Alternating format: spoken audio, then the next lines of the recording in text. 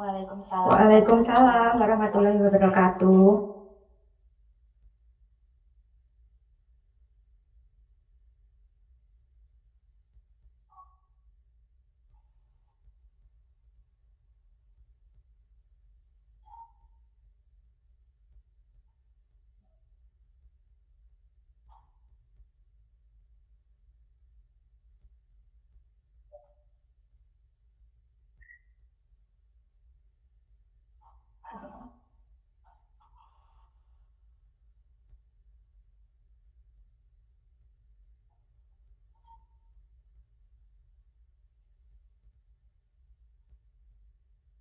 Ya, halo semuanya Bapak Ibu guru.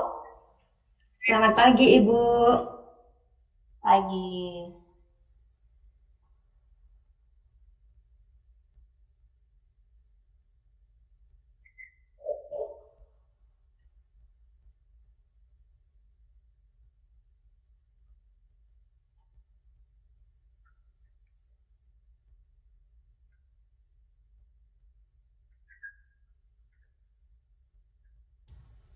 Assalamualaikum kawan-kawan. Assalamualaikum Bu Waalaikumsalam, Rita. Bunda. Ya, Ibu. Tentunya kita semua semangat ya selama menjalani LSM. Sekarang kita LSM. Yes, yes, yes, yes. LMS. Yes, yes, yes. Yes, yes, yes. Yes, yes. Yes, yes.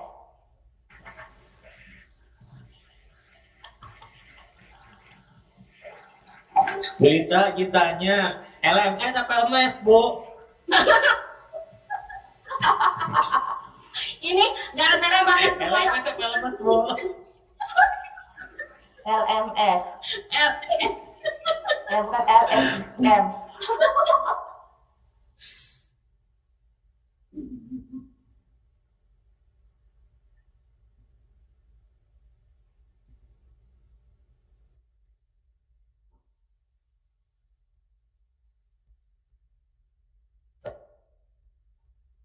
Baik, terima kasih Bapak Binta selaku moderator dan Ibu Lita selaku menghangatkan suasana. Alhamdulillah terjalin keakraban kita walaupun lewat layar gitu kan. Oke, saya akan menyampaikan materi tentang pelayanan konseling di sekolah.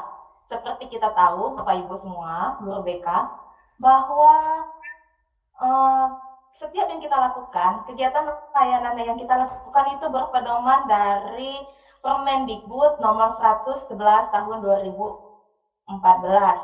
Adapun cakupan layanan konseling yang kita lakukan di sekolah itu adalah layanan peminatan dan perencanaan, layanan responsif, dan dukungan sistem. Seperti itu. Layanan ini sebenarnya kita punya berbagai jenis layanan dan kegiatan pendukung.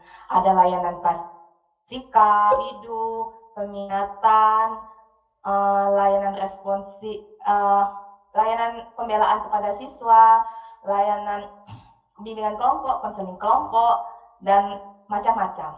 Semua layanan ini bergerak di 4 bidang itu mengarah kepada 4 bidang, bidang pribadi, bidang sosial, bidang belajar, dan bidang karir. Lalu, kenapa sih kita selalu memberikan layanan ini? Ya, kita sebagai konselor atau guru BK di sekolah itu memfasilitasi perkembangan potensi diri siswa, sehingga potensi dirinya bisa mencapai ke integritas diri dan memiliki karakter profil pelajar Pancasila dengan berbagai jenis layanan dan kegiatan pendukung. Seperti itu. Nah, yang mau kita bahas di sini, bagaimana layanan konseling Bapak Ibu terapkan di sekolah?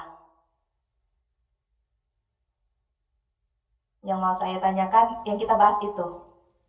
Silakan. Ya.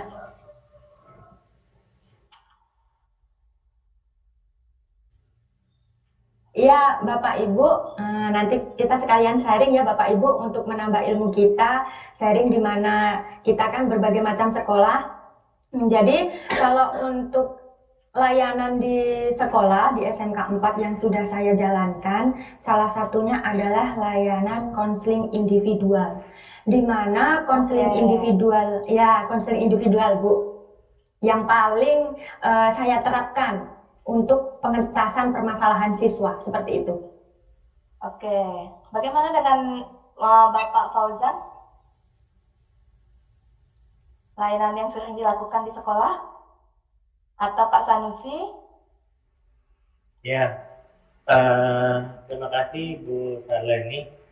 Untuk saya di sekolah, saya lebih menekankan kepada layanan klasikal ya, Oke. bimbingan individu dan konseling kelompok sih yang sering saya pakai. Gitu aja. Bagaimana dengan Bapak Sanusi? Atau Ibu Lita? Kalau saya sering terapkan yaitu konseling individu, tapi kalau kelas 3 sudah mulai masuk dari prakrin kita bimbingan klasikal karena untuk memberikan informasi ke lanjutan ke perguruan tinggi gitu. Kalau di SMK 2 Bengkulu Utara. Oke. Kan. Layanan klasikal kayaknya banyak dilakukan oleh guru BK, tapi yang lebih sering dilakukan itu layanan konseling individu. Ya, bagaimana Pak Binta? Di sekolah Pak Binta?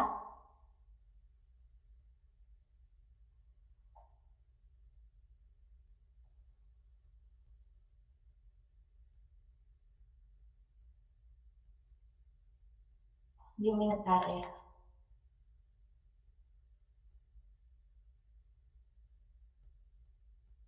Itu jantung hati konseling itu. Konseling individu itu memang betul. Jantung hati konseling.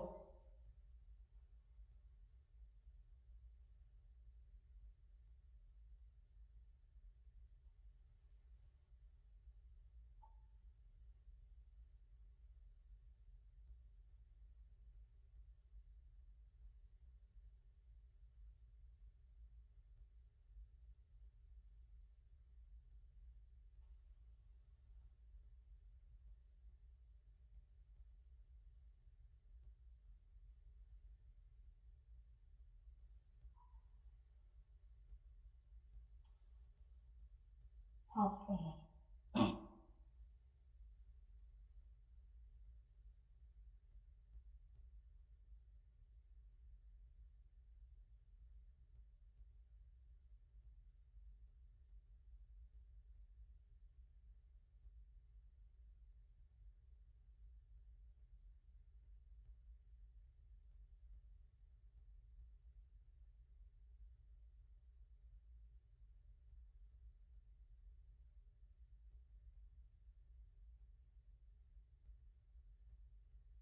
Oke. Sebenarnya yang sudah dipaparkan oleh peraturan pemerintah tentang layanan itu, kita punya banyak jenis layanan dan ada sampai 11. Yang pertama itu layanan konseling individu, seperti kata Pak Gita tadi, jantung hatinya konseling. Yang kedua itu layanan konseling kelompok, lalu bimbingan kelompok, lalu bimbingan klasikal, lalu bimbingan belajar lintas kelas, lalu layanan konsultasi. Ini layanan kita kepada orang tua atau tetangganya atau saudaranya. Kita perlu juga dapat informasi itu tentang siswa. Lalu layanan alih tangan kasus, itu pasti karena kita punya kelemahan, keterbatasan dalam pelaksanaan layanan. Misalnya siswa ada mengalami goncangan jiwa, bisa kita alihkan ke psikiater karena di luar wewenang kita hanya mengarahkan siswa yang normal, orang normal. Lalu ada layanan konferensi kasus, di mana ada satu kasus muncul, misalnya siswa ini dilecehkan oleh temannya, lalu kita melakukan konferensi kasus dengan berbagai stakeholder, kepala sekolah, wakil, dan guru, wali kelas, dan lain-lain untuk mengentaskan di mana siswa ini sebaiknya. Apakah masih belajar atau kita akan kuatkan dulu atau kayak mana gitu, nanti hasil dari keputusan dari konferensi kasus. Lalu ada layanan advokasi, yaitu layanan perlindungan hak anak. Jadi kayak siswa itu nggak masuk-masuk sekolah, tapi kita nggak tahu menahu, terus tiba-tiba mau dikeluarkan. Jadi sebelum dia dikeluarkan kita harus cari tahu dulu kenapa, dan kita bela hak dia. Jangan sampai dia keluar, bisa paling nggak dia masih tetap di sekolah itu walaupun dia tetap tinggal kelas, karena ada haknya dia menerima mengenyam pendidikan. Lalu terakhir ada layanan punten. Itu kita guru SMK tetap harus kuat di layanan ini. Nah, karena banyak sekali layanan dan kita terlalu sering melakukan layanan konseling itu dan bimbingan radikal, lalu saya ingin pendapat dari Bapak Ibu guru ini, apa kendalanya selama ini dalam melaksanakan layanan konseling di sekolah? Silakan yang mau, Pak. Ya, Ibu Leni. Ya, silakan Mbak Febri. Makasih ya Ibu Leni atas waktu dan kesempatannya. Untuk kendala melaksanakan konseling individual di sekolah, yang pertama ini karena pandemi ini, nah Ibu, karena pandemi, jadi sepertinya kurang puas kalau nggak tatap muka. Sebetulnya kan bisa secara teknologi, kita lewat WhatsApp, lewat telepon ataupun lewat itu, tapi nanti hasilnya kurang maksimal. Dan saya sudah pada pandemi 1 tahun ini saya melaksanakan konseling individual lewat HP ataupun lewat WA, itu hasilnya kurang memuaskan, Bu. Jadi inginnya tatap muka langsung dengan anak, jadi ada tindak lanjutnya seperti apa setelah kita memberikan layanan, jadi nggak cuma stagnan lewat HP terus, kurang maksimal, Bu, seperti itu kendalanya. Oke, jadi kendala dari Ibu Febri itu tentang layanan konseling itu kurang greget kalau jarak jauh. Nah, bagaimana dengan kita? Tadi saya lihat Ibu mau bicara, silakan Bu Rita. Kalau kendala di sekolah itu anaknya suka, kan kita di SMK nih kurang terbuka gitu, kurang terbuka, jadi dia tertutup. Kita mau paksakan, takut ini anak tambah takut gitu. Nggak kita paksakan gimana? Jadi saya menghadapi siswa seperti ini boleh nih dan kawan-kawan mau tunjuk gitu. Tuh, kalau masalah tatap muka kita di SMK 2 itu kita tatap muka, Bu. Nggak ada kita ini libur nggak, kita tetap tatap muka. Menitanya. Jadi masalahnya gimana siswa bisa terbuka? Iya, terbuka. Mungkin karena pada umumnya kalau konseling ini. Iya, kalau konseling. Oh iya, oke. Jadi Ibu tuh tanya tentang gimana teknik siswa. Iya. Lancar, gitu, biar lancar gitu. Oke, Mbak Binta gimana, Pak?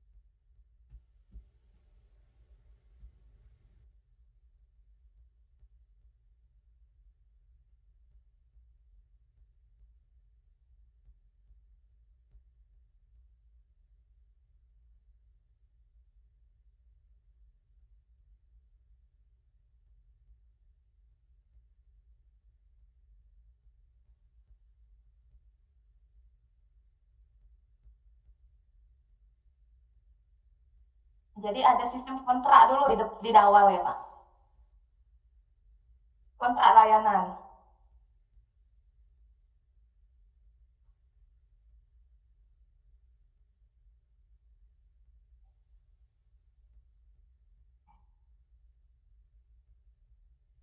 Oke.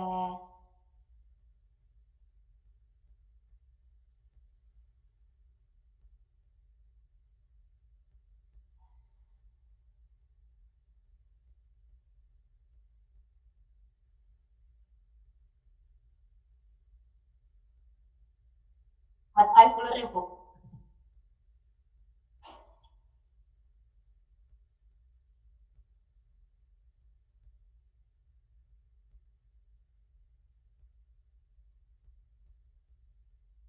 Oke.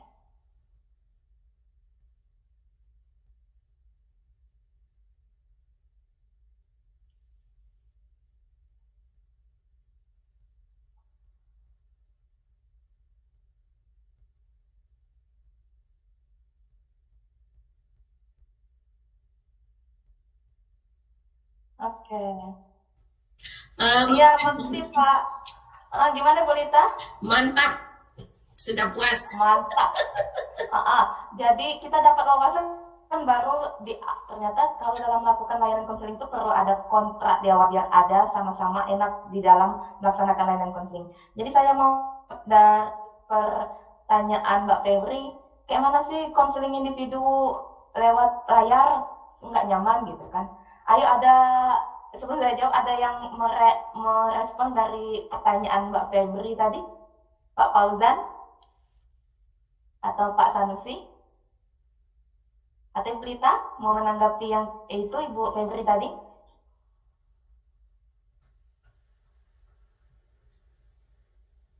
Silakan Bu Lita. Ini yang Mbak Febri tadi bilang konseling lewat layar itu lewat HP agak ini kata dia kurang puas itu kayak mana jadinya? Kurang menggali. Jadi silakan Pak.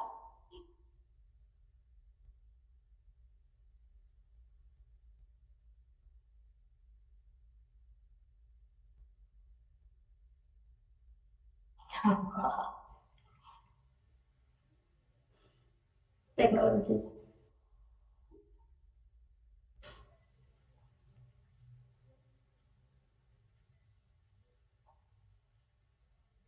Oke.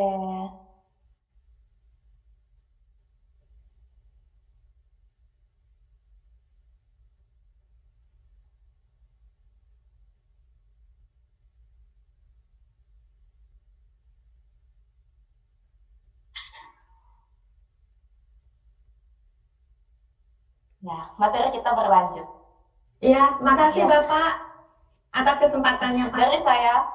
Dari saya akan bantu memberikan solusi tentang permasalahan yang Bu Febri alami, yaitu kayak mana konseling lewat media ini memang benar. Konseling lewat media memang kurang puas karena kita tidak bisa kontak fisik, kita tidak bisa melihat ekspresi, kita tidak bisa membaca bahasa non verbal siswa. Kita tidak bisa menerjemah, merefleksi, mendiagnosa secara sempurna. Jadi menurut saya, jika ada kendala yang memang harus dilakukan konseling face to face, kita bisa mengundang siswa tersebut, Bu. Jadi kayak kita berjanji temu di sekolah, di ruang BK dengan kondisi yang sudah bersih dan tetap mematuhi protokol kesehatan. Itu memang sudah saya lakukan. Siswa menggunakan masker, kalau sekarang maskernya harus 2 ya Bu, 2 lapis demi mencegah virus corona itu tadi. Lalu kita harus anak itu cuci tangan dulu di luar, terus menggunakan kain yang bersih, dan jaga jarak. Jadi kita tidak bisa lagi kita hindari kontak fisik yang kayak dia, aduh saya merasakan apa yang kamu rasakan, itu kayaknya jangan dulu. Jadi kayak dari 1 meter itu kita bisa seling dengan sama-sama pakai masker, atau kalau lebih healthy lagi kita pakai face shield. Jadi kita bisa baca bahasa tubuh siswa tersebut itu Ibu Febri. Dan nanti Ibu Lita akan saya sampaikan bahwa di setiap kegiatan layanan konseling kita perlu ingat bahwa kita punya asas, kita punya cara untuk supaya siswa itu memiliki hubungan antara saya konselor dan kamu konseling, yaitu asasnya asas rahasia. asas sukarela dan terbuka, atas keputusan yang diambil siswa, asas kekinian dan asas normatif, asas etika dinamis. Jadi di awal konseling dengan posisi yang sudah siap konseling face to face di secara prokes, kita sampaikan bahwa sikap konselor itu juga harus benar, sikap duduknya juga harus ramah, ekspresi kita juga ekspresi yang mau mendengarkan, dengan menyampaikan bahwa kamu di sini, saya di sini ingin mengentaskan masalah yang kamu hadapi.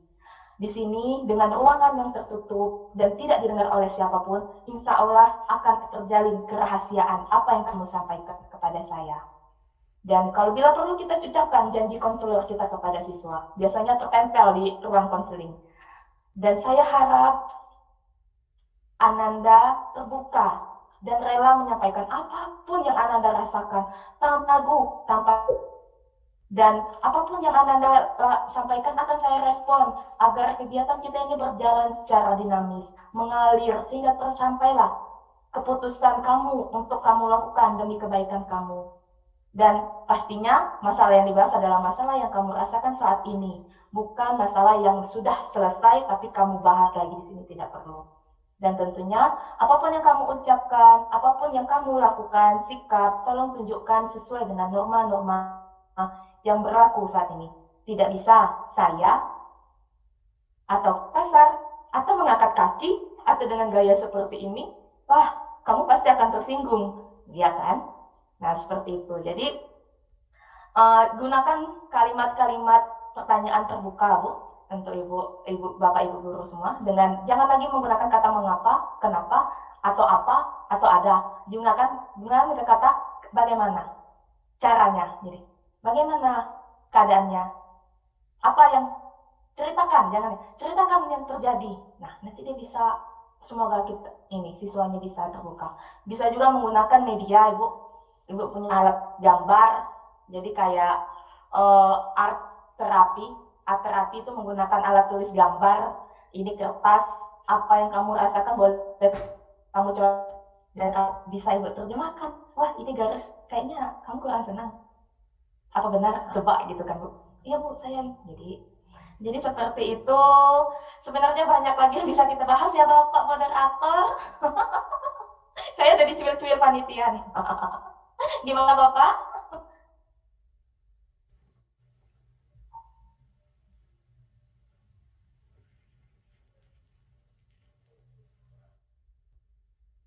Layanan BK di sekolah.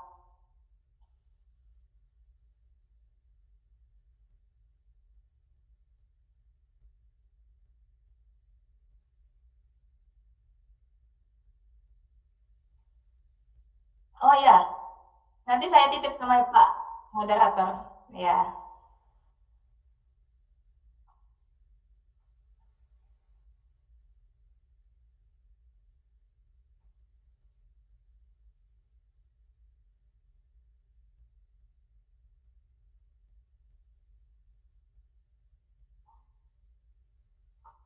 ya. Terima kasih semua juga buat peserta.